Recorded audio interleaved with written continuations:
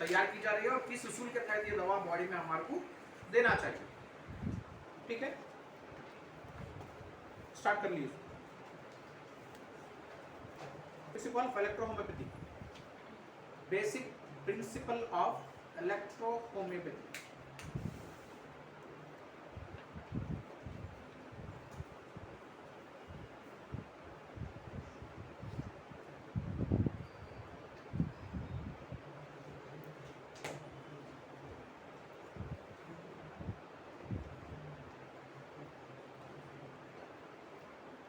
The basic principle of electrohomeopathy system of medicines. The basic principle of electrohomeopathy system of medicines.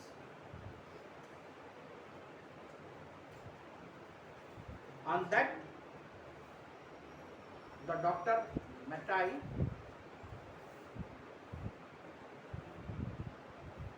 believed that Dr. Mattei believed that the disease is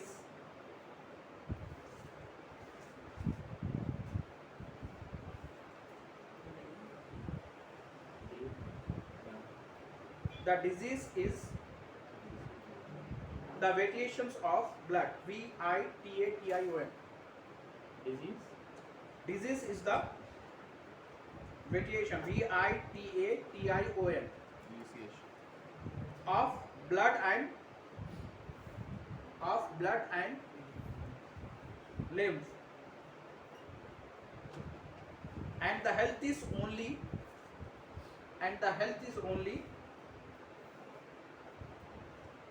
in the equilibrium of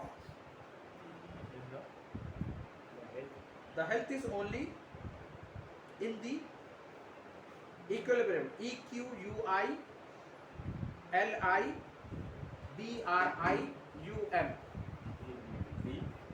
BRIUM of these two, equilibrium of these two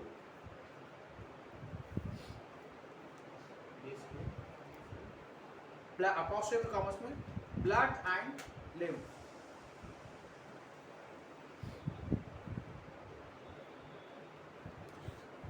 Full stop. It means there are two circulating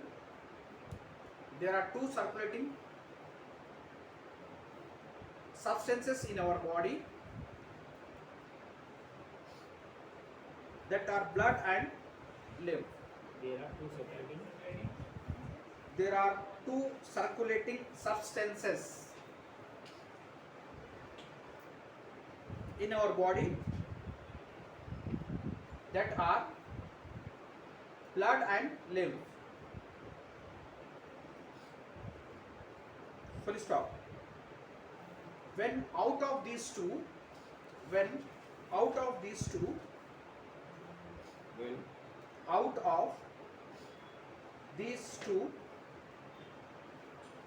or one,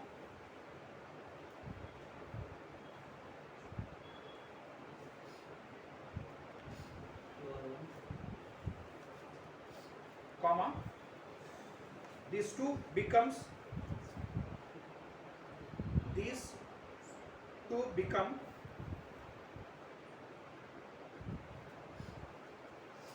vitiated, VITIATED, then our body becomes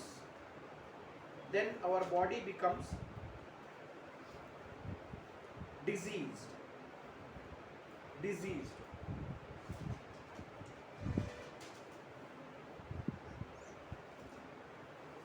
When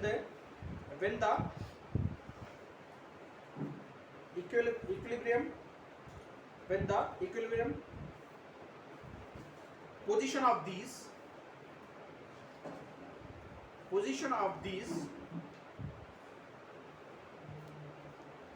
to be maintained, these two TW be maintained,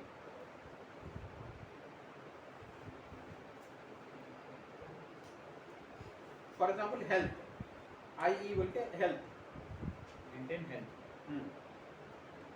Maintain health. Full stop. It will lead to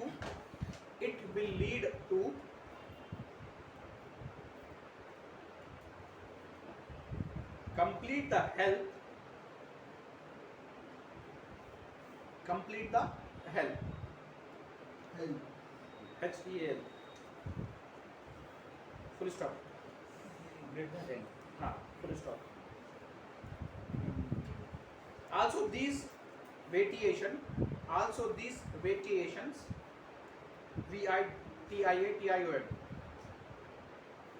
occurred due to deficiencies Radiation.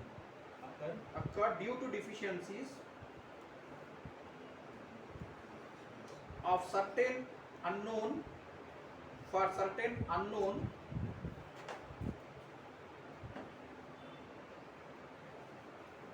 Bracket में लिखो whose are not WHOSC whose are not still analyzed bracket close कर दो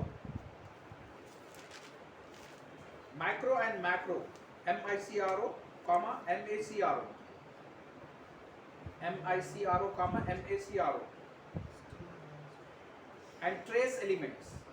and trace elements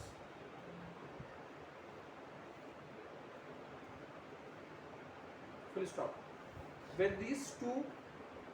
When those deficiencies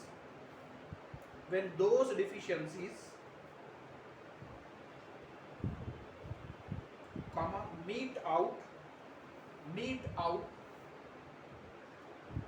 extremely with the help of certain herbs. Then these certain herbs. Then these deficiencies fulfilled. With the herb extracts as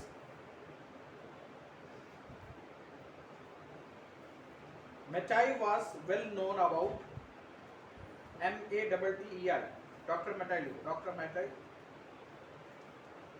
was well known about the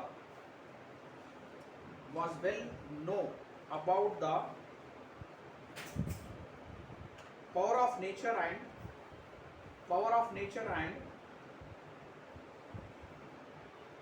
its reaction. Power of Nature and its reaction. Full stop. It is well proved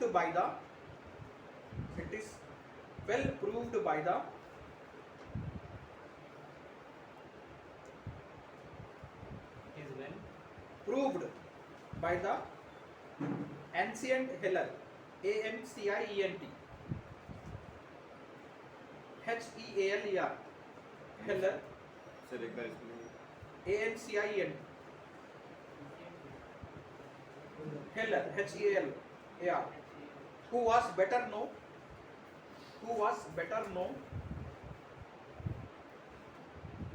about the herb's power.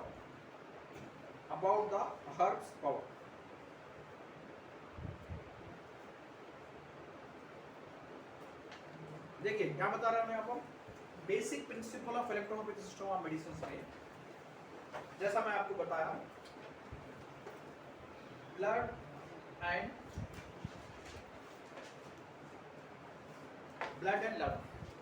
Limbs blood और lymphs के ऊपर आपको उसकी बुनियाद है इलेक्ट्रोहोमेट्रिक system of medicine बोलो या एक इंसान की बॉडी की जो बेस या बुनियाद होती है according to disease wise health wise बोलो या डिजीज वाइज बोलो अगर आपकी बॉडी की बुनियादी ज़रूरियतें अगर पूरी होती रही वो बुनियादी ज़रूरतें काम करते रही तो बॉडी आपकी नॉर्मल रहेगी अगर आपकी बुनियादी ज़रूरतें आपको बराबर मुहैया नहीं की जाए तो आपको डिस्टर्बेंस आ सकता है आपकी बॉडी अफेक्ट हो सकती है तो वो जो बुनियादी ज़रूरतें हैं वो सारे बुनियादी ज़रूरतें आपके बॉडी फूड से मिलने वाले एनर्जीज होते हैं, विटामिन है, प्रोटीन है, कार्बोहाइड्रेट, मिनरल्स।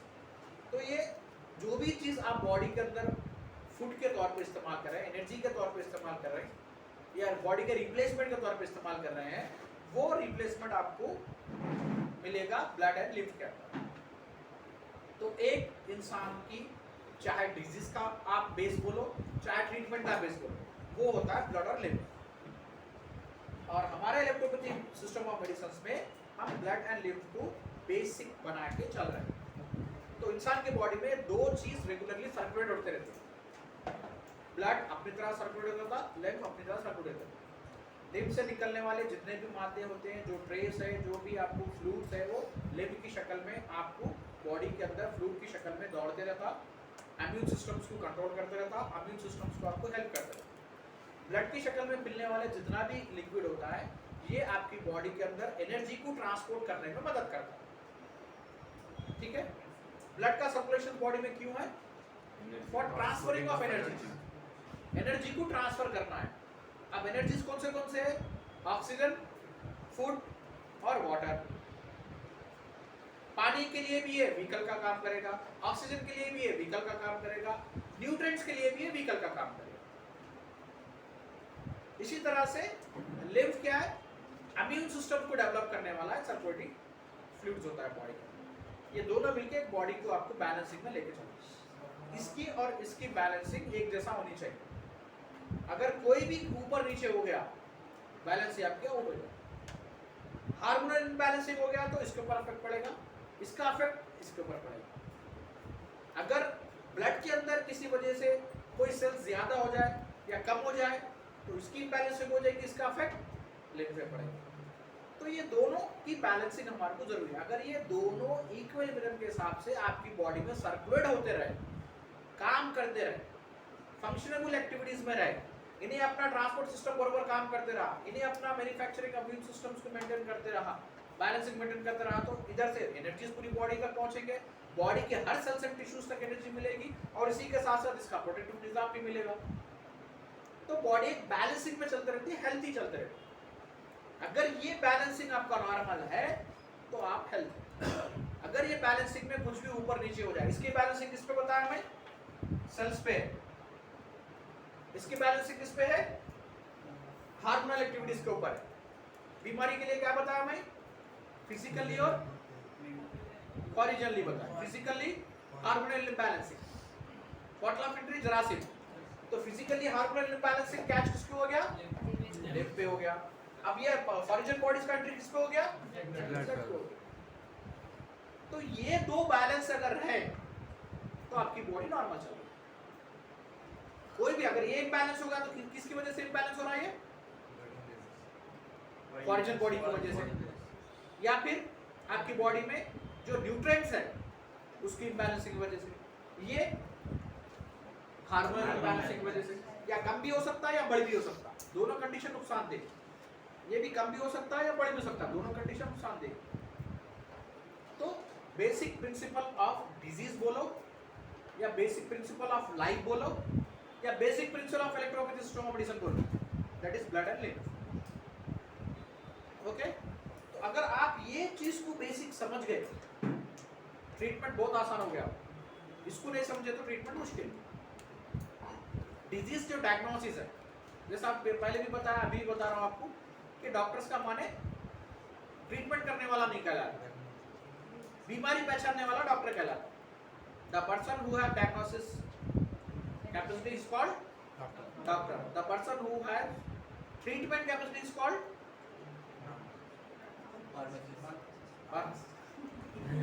मैन्युफैक्चरर है। मैन्युफैक्चरर है, ट्रीटर बोलेंगे, डॉक्टर ही बोल देंगे, डॉक्टर बोले, दोनों माने में रख लो आप।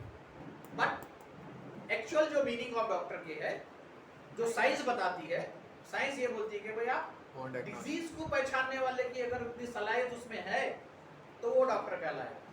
ट्रीटमेंट तो आपको आसानी से मिल जाए, बीमारी पहचानो पहले। तो बीमारी अगर आप पहचान लिए तो ट्रीटमेंट बहुत आसान होगा, चाहे कोई भी सिस्टम मेडिसिन पे काम करो आप। एलोपैथी करो, आयुर्वेदिक करो, यूनानी करो, होम्योपैथी करो, नेचुरोपैथी करो, इलेक्ट्रोहोम्योपैथी करो, कोई भी चीज करो, आप बीमारी सही पहचानो। आज हम इतनी स्टडी कर रहे हैं, क्यों? बीमारी पहचानने के लिए स्टडी करना है। अब बीमारी पहचानना इतनी आसान बात नहीं है। एक फीवर अगर बोल रहे हैं तो फीवर के कई कैटेगरीज है। एक हेडेक बोलते हैं तो हेडेक के कई कैटेगरीज है। एक फीड्स बोल रहे हैं, फीड्स के कई कैटेगरीज है।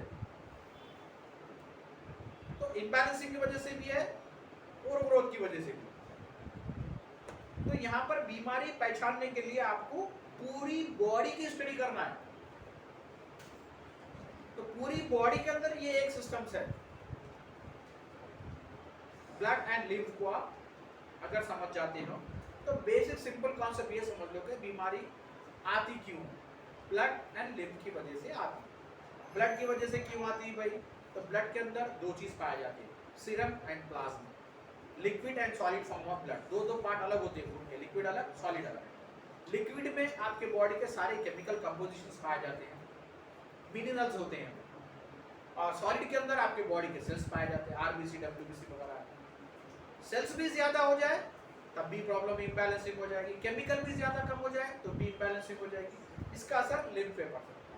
अब लिम्फ का यहाँ पर काम ये होता है कि ब्लड को सपोर्ट करना और आपकी बॉडी में इम्यून सिस्टम को डेवलप करना। अगर ये ज्यादा हो जाए, ये कम हो जाए, जाहिर बात है ना, ये चीज बढ़ेगी तो ये कम होगा, ये कम होगा तो ये बढ़ेगा। ऐसा नहीं, अगर इम्यून सिस्टम बढ़ गया तो टेंशन ही नहीं है। तो ये बैलेंसिंग ब्लड के ऊपर बहुत ज्यादा दारोमदार होता है। ब्लड के अंदर अगर सेल्स कम भी हो जाए तब भी इम्यून सिस्टम हमारा अफेक्ट होगा। ब्लड के कंटेंट्स बढ़ भी जाए, चाहे केमिकल बढ़ जाओ चाहे सेल्स बढ़ जाओ, तब भी इम्यून सिस्टम पे इफेक्ट पड़ेगा। राइट? तो ये बेसिक प्रिंसिपल ये समझो आप।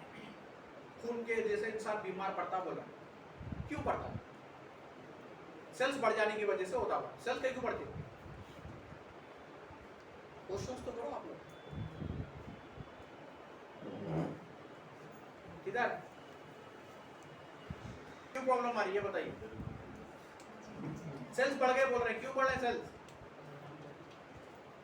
आपको बोल रहे हैं ब्लड के अंदर दो चीज है, सीरम एंड सीरम क्या है? लिक्विड पार्ट है, प्लाज्मा क्या है? Solid part. लिक्विड में क्या है? केमिकल कंपोजिशन पाया जा रहा है। सॉलिड में क्या है? सेल्स पाए जाएंगे। ठीक है, तो अब ये बैलेंसिंग आउट हो गए तो आपको इंसान बीमार पड़ता बोलो। तो बैलेंसिंग में बोल रहा हूँ दोनों भी आउट हो सकती, सेल की भी हो सकती, केमिकल भी हो सकती। तो अब बताइए सेल्स की वजह से क्या इम्बैलेंसिंग होगी जिसकी वजह से इंसान बीमार पड़ सकता? बताइए सेल्स में सेल्स क्यों बढ़ जाते हैं बॉडी के अंदर?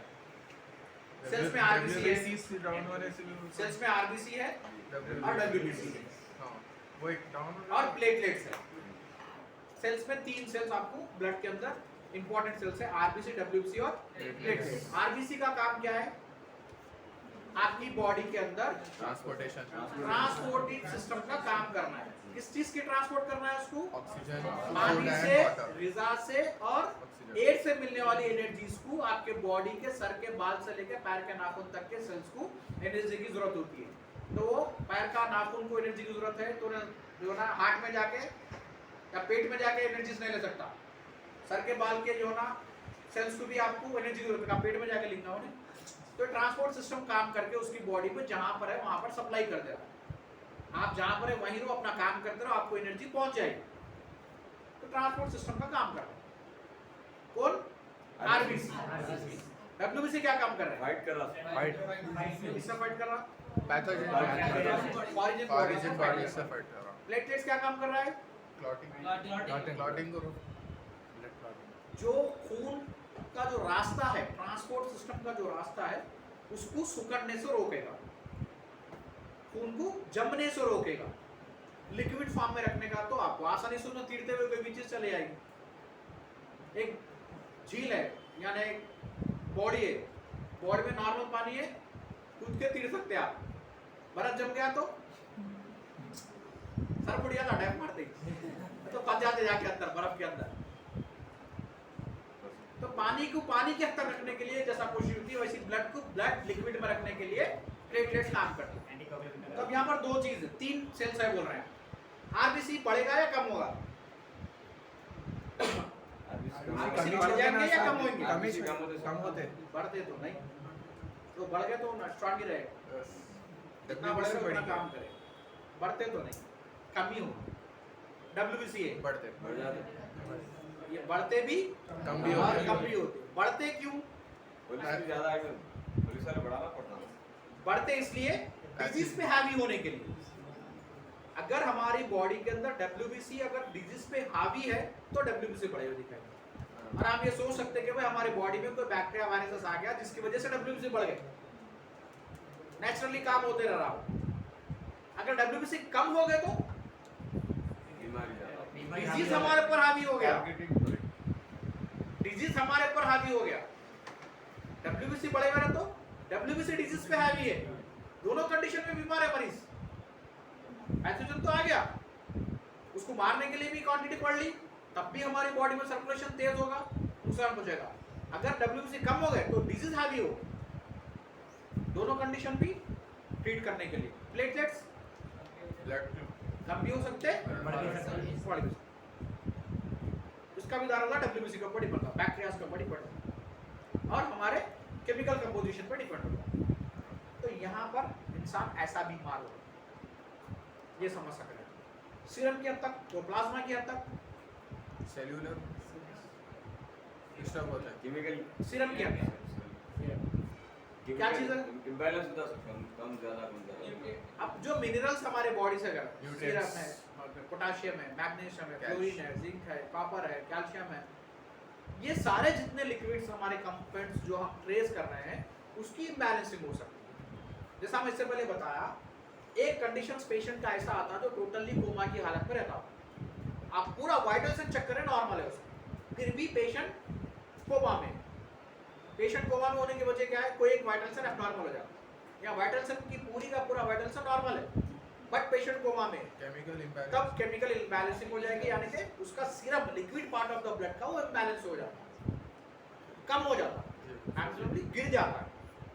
हाइपर हो गया तो पेशेंट हाइपर हो जाता है वहां पर। उसके तो भी कपड़े फाड़ लेता ना, तो सामने वाले कपड़े फाड़ देता। हाइपर हो गया, हाइपो हो गया तो कोमा में चले गए। आप उठा के पेशेंट को सीधा, अगर कोमा का पेशेंट है, आप सीरम एनालिसिस के लिए रिपोर्ट रिकमेंडेशंस कर दो, इमीडिएटली रिपोर्ट आएगी। सीरम इलेक्ट्रोलाइट टेस्ट लिख के दे दो, आपको रिपोर्ट आ जाएगी। उसके अंदर बता देगा कि भाई पोटेशियम कम है या मैग्नीशियम कम है या केमिकल कैल्शियम कम है या सोडियम कम है। आप इमीडिएटली वो जो भी चीज कम हो जा रही, एम्पल मिलता 10 ml का एक ग्लूकोज के बॉटल में, नॉर्मल स्लाइड में, डीएनएस में, डिस्टोज में, डीएनएस या एनएस में, आप वो एक एम्पल पूरा फोड़ो, उसके अंदर ऐड करके पेशेंट को आईवी लगा दो। बॉटल आधा हो गया, बॉटल खत्म होने से पहले पेशेंट होश में आ जाता। होश में आते कोने क्या किधर है, कहाँ है, कहाँ लगा, वो किधर ले गया, देख निकालो, फेंको, चलो घर पे बोलता हूँ, क्योंकि बीमारी नहीं है ना उसको, केमिकल इम्बैलेंसिंग हो गई थी, आप उसको वापस दे दिए। एक खरसदार आपके पास आके खरस दे बोल के लड़ा, तो पैसे नहीं आता, जो लड़ाई झगड़ा पाराम पड़ी। दूसरा आके कितना खरस है भाई, ले ले तेरा, लड़ता उसका बाद उन्हें, वो हिसाब हो गया आपका, इम्बैलेंसिंग हो गई। इमीडिएटली आप लगा दिए, खामोश, डिवोर्स हो गया, जो चीज की जरूरत थी वो उसको मिल गई। तो इसी तरह से ये सीरम की इम्बैलेंसिंग की वजह से बीमार पड़ रहा है, यहाँ पर प्लाज्मा की इम्बैलेंसिंग की वजह से बीमार पड़ रहा है, ये आपको डायग्नोस करना है। अब इसका असर बोल रहे हैं लिम्फ पे पड़ रहा, यानी कि इन दोनों में अगर ये इम्बैलेंस हो रहा ब्लड, तो लिम्फ हमारा इम्बैलेंस हो रहा, यानी कि इम्यून सिस्टम हमारा अफेक्ट होते जाएगा, कम हो जाएगा। जैसा इम्यून सिस्टम कम होते जाएगा वैसा बीमारी हावी होते चले जाती बॉडी को, ठीक है। तो यहाँ पर उन्होंने बेसिक प्रिंसिपल में यही बताने की कोशिश की। इसीलिए हम क्या बता रहे हैं, हमारा पहला स्टेप्स ऑफ ट्रीटमेंट इलेक्ट्रोपैथी में क्या है, first steps of electropathy treatment क्या है, डिटॉक्सिफिकेशन। डिटॉक्सिफिकेशन में क्या होगा, सीरम और प्लाज्मा के अंदर जो गंदगी पाई जा रही है, यानी कि जो डिपॉजिट्स पाए जा रहे हैं अननेसेसरी, जो आपको डिफरेंट केमिकल बॉन्डिंग आके बैठ गई थी, उसको हम डिटॉक्सिफाई करते हैं। तो ट्रीटमेंट आसान हो जाएगा। ठीक है, चलिए उसके बाद लिखो vital force theory. Vital force theory next exercise.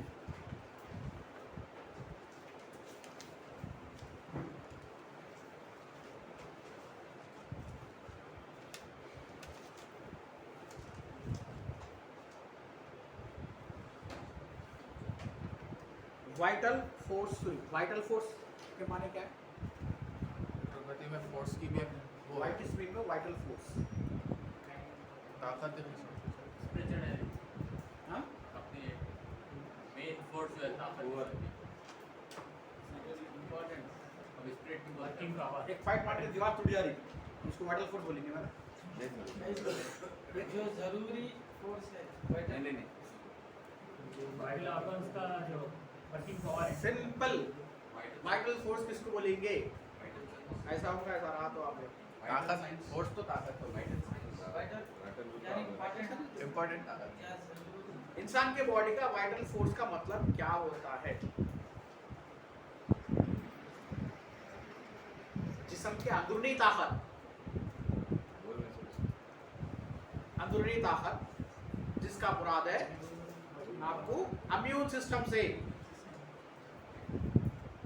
जब तक मैं आपको कर दिया आपको वाइटल सिस्टम इम्यून सिस्टम जिसको बोलते हैं, वो वाइटल फोर्स हमारे इंसान के जिस्म के अंदरूनी ताकत, अंदरूनी कुव्वत जो बैक्टीरिया वायरस से सेल्फ डिफेंस करते हैं, सेल्फ फाइट करते हैं, प्रोटेक्ट करते हैं हमारी बॉडी को। ठीक है, एनर्जी दो तरह से होती है, रूहानी और जिस्मानी। जिस्मानी एनर्जी अपनी जगह है, रूहानी एनर्जी स्पिरिचुअल एनर्जी जिसको बोलते हैं, उस हद तक वाइटल फोर्स को डिफाइन कर सकते हैं। ठीक है, इंसान का ईमान पुख्ता रहेगा तो वो खुद भी बॉडी में अंदर से पुख्तगी रहती है उसकी। नहीं खुदा है कि नहीं कि बोले तो गए, उन्हें भी किधर का भी नहीं रहा। ठीक है, तो वाइटल फोर्स इंसान, हमारे कोई भी इंसान के जिस्म के अंदरूनी ताकत जो उसको स्ट्रांग करती है, उसका इम्यून पावर को बढ़ाती है, इम्यून पावर को कंट्रोल करती है। तो self fighting system of the body बोल सकते हैं, हमारे बॉडी का सेल्फ जो सिस्टम है। तो the vital force theory, the vital force is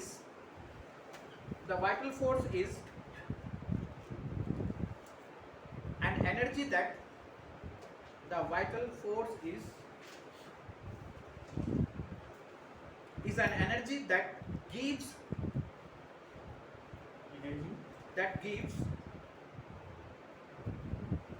power to all living things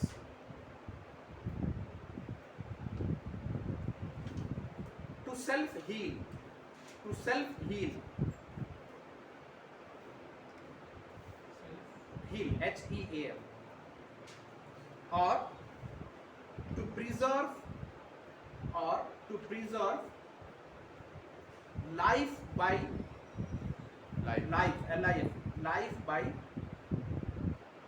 adapting to environmental changes.